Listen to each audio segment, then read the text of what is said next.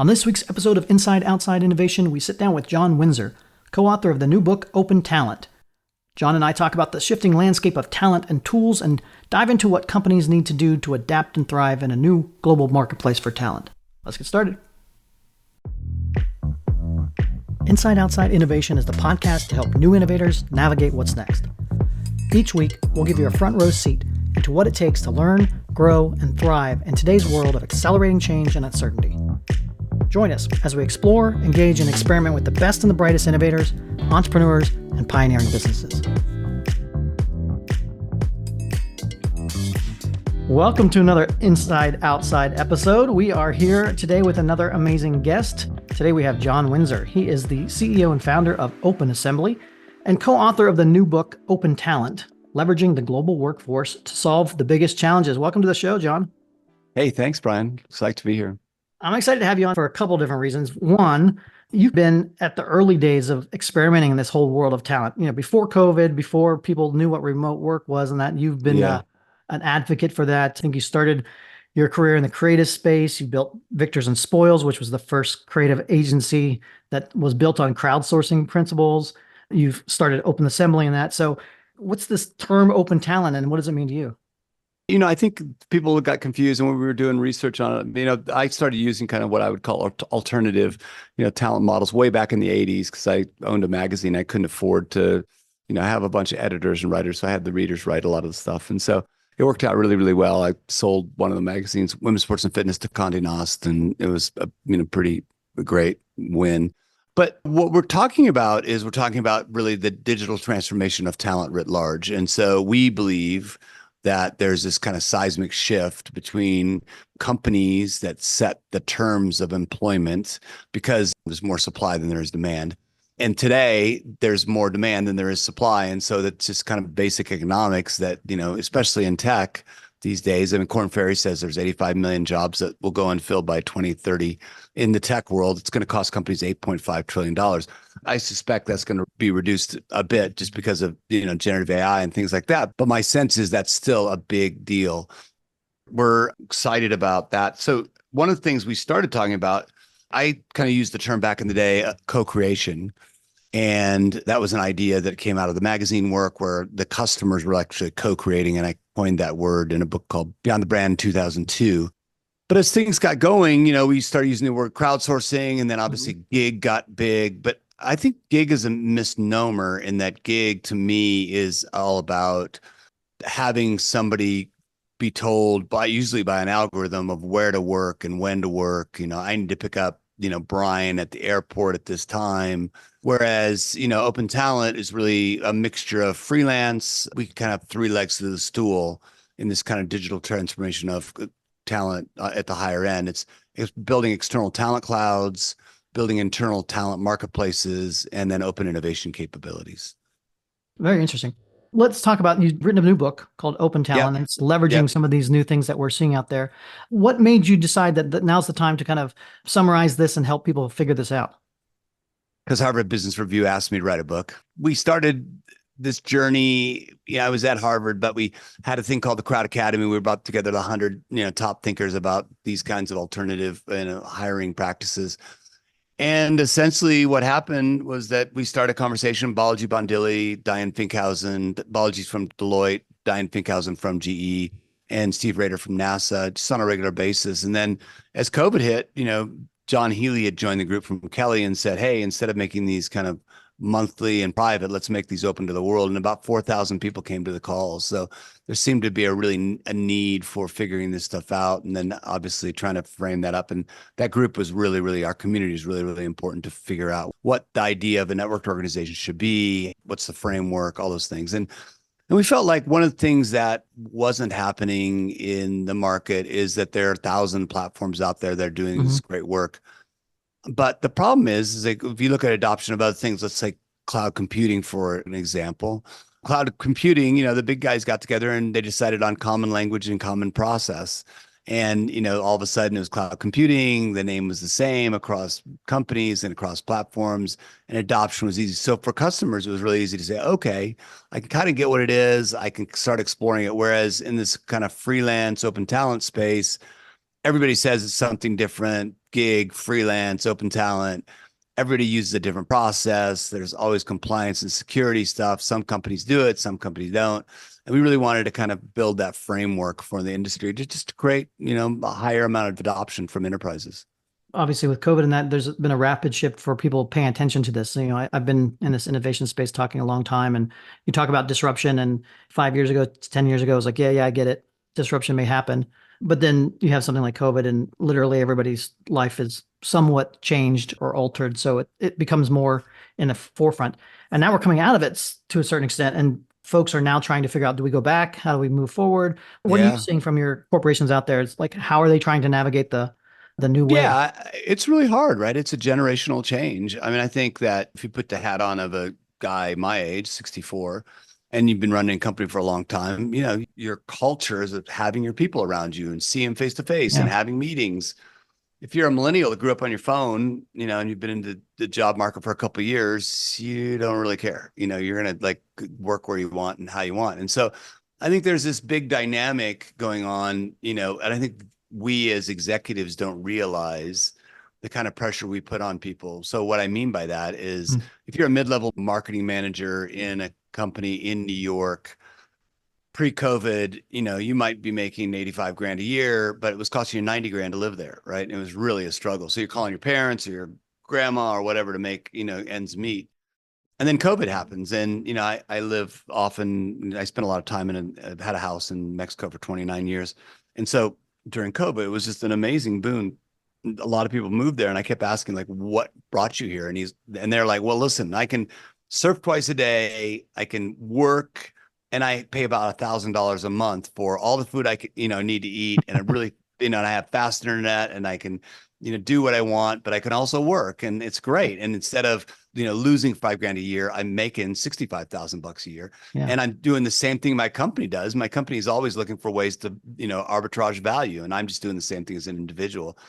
I think that's hard for a lot of people who built companies, have infrastructure, have offices. And I just don't think it's going back. Yeah, I Right. agree with Especially, that. especially now, with the acceleration of Gen AI, it's just going to be, it's going to be radically shifted. Well, it's interesting that a lot of companies haven't figured out how to take advantage of the advantages that Mhm. open talent and the access to talent. And you think back and in the days where you had to find the talent in your backyard, and so you gravitated to cities where that talent was, and now literally any company anywhere can access talent around the world. It's like, who's the best person for this particular job, for this Exactly. particular role? That mindset hasn't always been triggered, I think, from companies like, well, how can we actually take advantage of this versus how do we, morph it back into something that we're more comfortable with? Yeah, I love that. And we know from our work with NASA at Harvard that, when you use these open talent models, typically, at least in the research we've done, is as good or better results 4 to 5 times faster, 8 to 10 times cheaper. And Hmm. it's not cheaper because we're paying labor cheaper. It's more cheaper because the matching cost. If you hired Deloitte or Accenture, you're paying 5 times that individual's salary to make sure that, you're paying for the brand and the Mhm. executives and the executive, probably, jet rides and all those kind of things that, private jets and things like that. And these days, the whole matching thing, one of the things I get a lot of questions in the talent space of like, oh, it's still a human thing. It'll never Mhm. happen. I'm like, well, if we were sitting around 25 years ago, we would be maybe looking for a dry cleaner. If I said, Brian, what's the best dry cleaner in Lincoln, Nebraska? You'd pull out your yellow pages and you'd flip through and you're like, oh, this is the biggest ad. This must be the best one. Well, in 2007, the yellow pages for Boston alone cost $100 million to produce. And what's crazy is that it was great. I mean, they sold $225 million worth of advertising in that. So they did really, really well. But now we got a thing called Google and we search for best dry cleaner and it comes up immediately and we see what somebody had an experience yesterday and the marginal cost is zero. So, $100 million to zero to do the exact same thing, find a dry cleaner. And so that's what has happened in every sector of our economy. And it's going to continue to happen and it'll happen in talent as well. Are you finding typical or types of roles or companies that are doing better in adapting to this new world, or? Yeah, I think that, it starts with capturing the cognitive surplus of your internal teams and using kind of those kinds of tools, whether it's a software platform like a Gloat or something like that.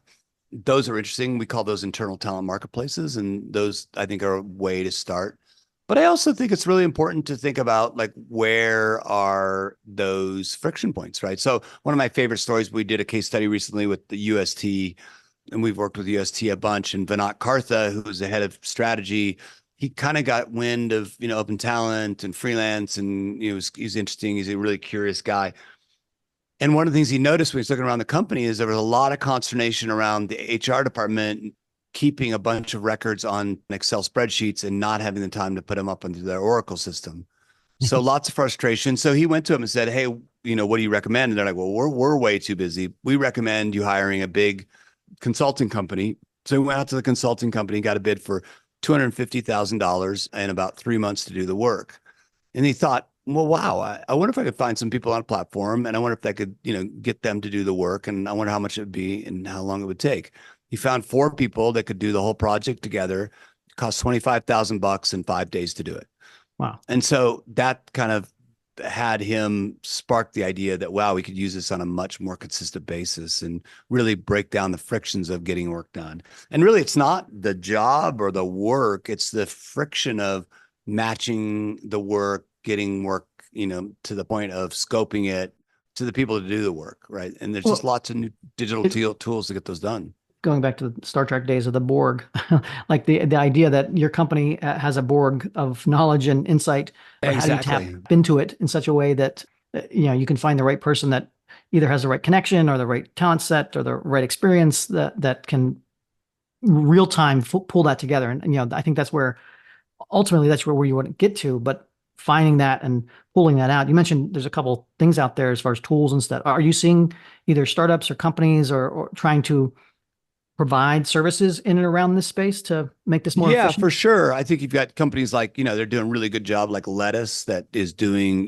kind of worker benefits, which I think is a really needed area if we're going to make this transition. I mean, my vision is that we're all going to have portfolios of jobs, right? You've got portfolios of jobs. I've got portfolios of jobs. That's going to be the way the world works, right? We're going to have, we might have something that's half our time, but we'll fill that in with passion projects and Yeah. things we really want to do and use tools. So certainly we've got to, in order to do that, society, especially in the US, has to change. We have to have some kind of nationalized healthcare, or at least more effort into that. We've got to have a better retirement, effort that's not company sponsored.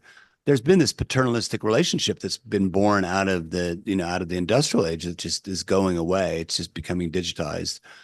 And so from my perspective, I think there are those tools that are really interesting. There's tools, like Worksome, that's helping companies really figure out how to keep people, freelancers compliant and secure, and all the data that you need to have. Those are interesting. And then I'm really intrigued by platforms like Torque, just sold to Ronstadt, which was, a really great thing. I guess it was only last Friday or last Thursday, they announced it. But, so Ronstadt is actually taking Torque and making it into their digital operating system. So all their talent's going to go through there. So that's kind of interesting. And then again, another platform that's really intriguing to me right now, well, two other ones. Andela is actually figured out how to tap into a lot of African talent that's been really not trained well. And so Mhm. all of a sudden they put a lot of effort. They've trained a third of the tech talent in Africa, and they're finding really great results there. And then Invisible is another platform that's actually atomizing the work and then deciding when work is taskified, is it better for AI to do the tasks, or is it better Hmm. for humans to do the tasks? So I think there's lots of really interesting things going on. And these guys move so fast. You know how it is. Like, entrepreneurial companies move really fast, and these big companies can't keep up. So the choice is either implement software solutions, buy the company, but they've got to innovate, and they've got to either innovate or die. You mentioned it already a couple times. AI, obviously, shifting the landscape again. When you think about tools and the access that talent has to the Yeah. changing landscape, that's going to dominate or change the way these things work currently and will work in the future. What are you seeing when it comes to AI, and what are the pluses and minuses that you see on the horizon? Yeah, I mean, I think the first thing is like, it's not AI versus humans. It's Yeah. really humans with AI versus humans without AI, right? That's the real bump. And I was just came back from a conference at Harvard we put on. First of all, I was really blown away. We expected 300 people there. 1,200 people showed up and 6,000 people online. So it was a much bigger deal. But a couple of the interesting things was, Ethan Mollick from Wharton talked a bunch, and he talked about the productivity, ramp up because of AI. steam engines increased productivity by 15 to 18%. Early reports from Ethan's work at Wharton is showing a 45 to 80% bump in productivity. And so you're going to see radical shifts, right? My point of view or my feeling is that I think what the winners are going to be the learners, the people that really jump in and learn how to use it and start really playing with it and solving problems. And the reality is the average company in America gives their employees 0.3% of their salary to go learn job specific tools, whereas the average freelancer spends 15% of their time actually learning. And so I would always bet on the freelancer, the micro entrepreneur they've got to stay current, or there's an existential threat. That makes total sense. It's very much, I mean, maybe it's a difference in scale, but go back 30 years ago when Microsoft Office came onto the play, and Excel was a tool that some people got and some people didn't, and you saw a shift in that. So AI I see as that augmented tool set, or a tool set on steroids that, like you said, it's up to the individual to figure out how to best utilize that tool set. Totally. So let's talk about the book. Yeah, Open talent, leveraging it's great. To solve the biggest challenges. And it's been really, really fun to do. And, we got on some bestseller lists. I think it's a conversation that businesses seem to be having. Have had a blast traveling around Europe on book tours and here in the US. And I'm seeing some good momentum. It's interesting, even in the classes I taught 178 C-level folks at Harvard 2 weeks ago. And a couple of years ago, it was, what the hell is this? It seems so crazy. We'll never do that. To, oh my God, we're really short on tech talent. Like, we've got to solve new ways. This sounds like an interesting way to make it happen. So for the listener out there, break down what the book's about and how you structured it. We spent some time kind of talking about the history of industrial age and how our current business model, kind of the industrial HR complex started, right? The idea that, is from the military and very much, deploying lots of people to solve these big problems. And I think the reality is digital is rewriting everything, the way we work, the way we, connect with people. The phones have changed the world in a dramatic way, and it'll continue, especially in the context of AI. So we need a new model for an organization, and we call this a networked organization. We think that companies have to be ready and built to tap into a network of talent or a workforce ecosystem. And to do that, you have to have a networked culture. Like, how do you really think about your culture? Not think about us inside, you outside, but we're, this cacophony of freelancers and internal people and customers, and we're all working together to solve some problem. So it starts there. Really, that's the mindset you need to transform. And then what we recommend is really building a center of excellence. It could be just an individual person that's really passionate about it, or a few people, to really assess the needs. Where could this really work? What are the possibilities inside the company? And then, the idea of starting to build a small group of platforms that you can start thinking about in this kind of learn and experiment phase. Like, what are the platforms? How do they work? What are the internal talent marketplace platforms, open innovation capabilities, external talent marketplaces? And once you go through those two phases, then really launching into the build phase. Like, how do we build these tools? How do we make sure that this is sustainable for companies? How do we make sure that the metrics really drive the results? And I think that's what we're seeing, right? We're seeing this quantum shift. If you think about networked organizations and network culture, you also have to start thinking about, and especially again, by the pressure of AI, you have to start thinking about the outcomes. Like, what are the outcomes for the company? Not like, what are the jobs and roles, but what are the outcomes? And then what are the tasks that need to be done to hit those outcomes? And then what are the skills that you need to accomplish the task to get the outcomes? And really, I think my perspective is throwing out this whole idea of jobs and roles. I mean, could you imagine, let's say you became a CEO of a Fortune 500 company and the board commanded you to create an AI strategy, right? And so you're a big CPG company in the Midwest. You're like, okay, I've got two paths. One is, I go to my CHRO and I could hire an SVP of AI. That's going to take 8 months at least. Yeah. And then it's going to take 4 or 5 months to hire her team and 3 months to write the strategy. Alternatively, you could say, let's go to the platforms and find the 10 best folks that have AI experience and CPG experience. Let's invite them to a room in Lincoln, Nebraska. Let's sit down with my team and them, and let's come up with 100 tasks that need to be done to create the strategy. Let's start aggregating teams, internal people, experts, and assign them to those tasks. And lo and behold, in a month, you probably have a pretty decent strategy. And I would say, let's not let great be the enemy of good here. I mean, obviously, 18 months, you could probably create an amazing strategy. But these days, especially in the context of AI, you're out of business, right? It's going to change, right? So we've got to move faster. And the way to do that is with variable cost labor. Well, I think that's the biggest thing that I think a lot of folks still aren't grasping, even though they understand disruption and that it's the pace of what these types of disruptions are happening. It used to be, you could spend doing your task or your business model for, years on end. And now the ability to execute on your existing plan for a long period of time is gone. So the more we can get comfortable with that exploration phase where we don't know the plan yet before we can optimize it, and getting more familiar with how do we, like you said, maybe it might not be the perfect plan in a month, but it's probably closer than waiting for a perfect plan in 8 months. Exactly. And then we can iterate in between there. Yeah. And it's interesting to me too, right? You think about what we're doing right here, podcasts. If we would have done a podcast 20 years ago, my God, we'd have to have a big studio. We'd have to have a team. We'd have to convert, analog sound to digital. It would be really expensive. And I'm sure like you're like me with my podcast. I have a freelance team. I get everything set up. I send them the files from platform I use, and they spend a few hours on it. They send it back to me. I post it. It's really slick. But those things, they've radically changed the world. If you're still back there trying to support a team, trying to support a studio, you can't do it anymore. Yeah, absolutely.